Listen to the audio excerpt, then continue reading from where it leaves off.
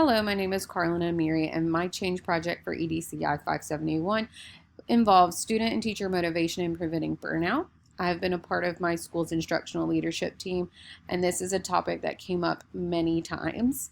As we know, teacher burnout and lack of motivation is one of the biggest battles today.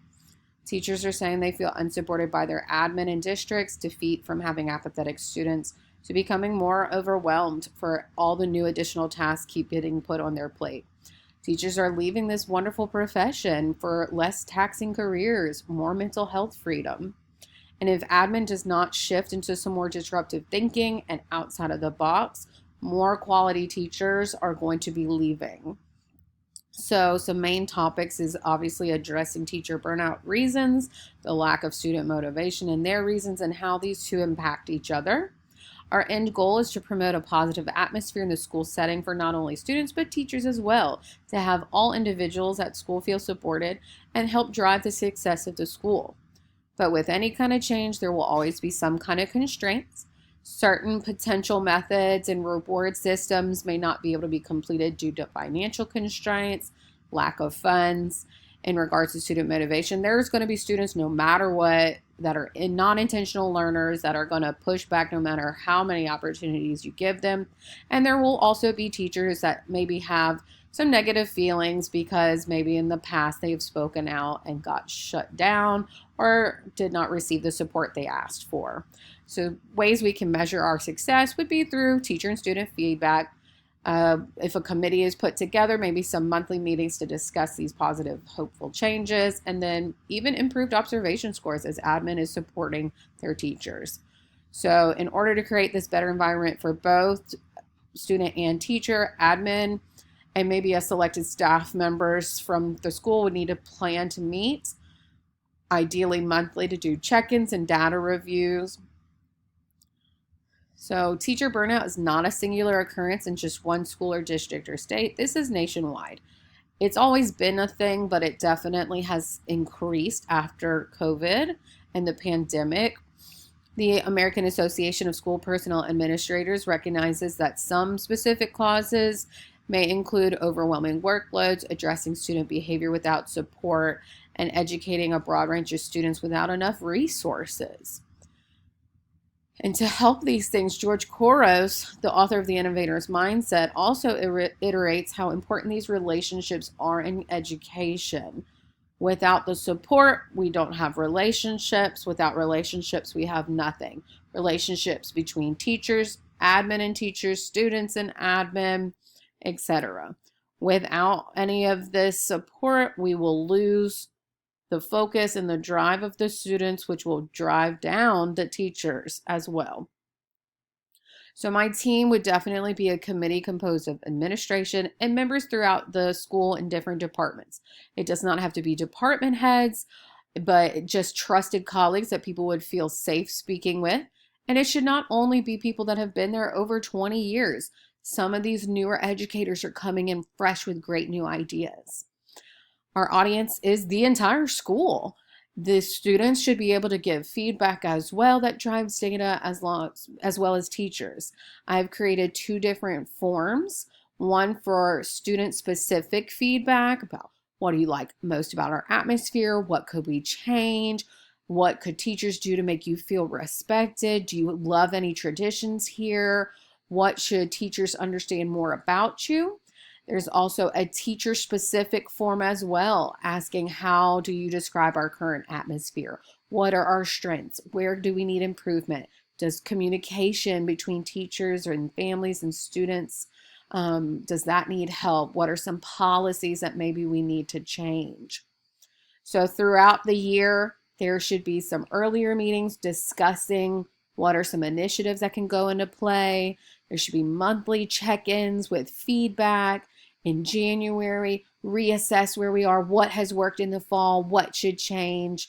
And by May, maybe we should have some good ideas of what we could bring back, maybe what we should change for the next year. So that would involve creating a list of incentives for students, one for teachers, see maybe who has the strongest relationships with students, who has strong relationships with those colleagues to start creating these committees. But there will always be those extreme ends where there is going to be non-intentional learners. There are going to be teachers who have experienced a lack of support, so they are just there for a job at this point. Ideally, this should be a school-wide effort among students. Counselors, again, could push out this information to students through like a Google Classroom, online somehow. The committee might also want to focus on those teachers who respond to the Google Forms, because maybe then they could have a connection to where admin could check in on those specific classes and teachers and those students, get all the feedback from them. So some topics that would be talked about is, how are students and teachers affecting each other? How are we rising or lowering the motivation? What's these main causes of burnout? Are we having the same issues as the other high schools in our district? And then what could we do to change? What incentives would teachers like to see? So there is also a visual that I have created regarding employee burnout and some statistics to see where this is going. 63% said they're more likely to take a sick day if they feel burnout, that they are half as likely to discuss to approach performance goals with their administration. They're less confident, and they're 2.6 times more likely to actively be seeking a different job, whether that's at a different school or a whole new profession. So as an ELA teacher, I see this lack of drive and motivation in students all the time. No matter what, you're always going to have those amazing students that will push and do what they can, but there are just so many students that seem to just show up and want to be bad, or just show up and want to sleep for a variety of reasons. But it is very draining on a teacher when you can't feel like you can reach the majority of your students, and if you ask for admin for support and help and then you don't receive it. As a colleague, I see the constraints and burdens on my fellow teachers. As the districts, I keep changing curriculums. We have to keep learning new things, new tests, new testing for the state. We have a whole new schedule this year of how we go from semester-based to year-round, and it's definitely putting extra tolls on teachers. And it's making it very hard to want to show up every single day. It's just like we are a phone with a dying battery. As we work and we work super hard and get stuff done, our battery dies, and then there's less that we can do for our students. So then you could also think of it as a garden. Our admin is the gardener. They should be tending to their garden of their teachers, supporting, giving all that nurture and feed, while also cutting out the weeds. Remove these extra tasks that aren't necessary. Support your teachers, for sure. So after employing some of these incentives and positive behavior for students, we should just be checking, are they responding well? If they're not, what should we change? Check in with the teachers. Are the kids acting any differently? Do we see them in the halls and at lunch having a good time? Also, after a few months of better communication and recognition tactics for teachers, we should assess the teacher collaboration, ask for more feedback. Do you feel supported? What else can we be changing? Communication is going to be key. So some other relations, again, this is all about student and teacher motivation, teacher burnout, admin support, communication through all working parts of the school. I feel like communication is going to be key for everything, because teacher and student motivation is inextricably linked, whether we want to think of it or not. When one side is burning out and fading, it's going to affect the other as well. So we need to be supported by all sides. Admin and school staff are going to be the ones that need to pick up the pieces.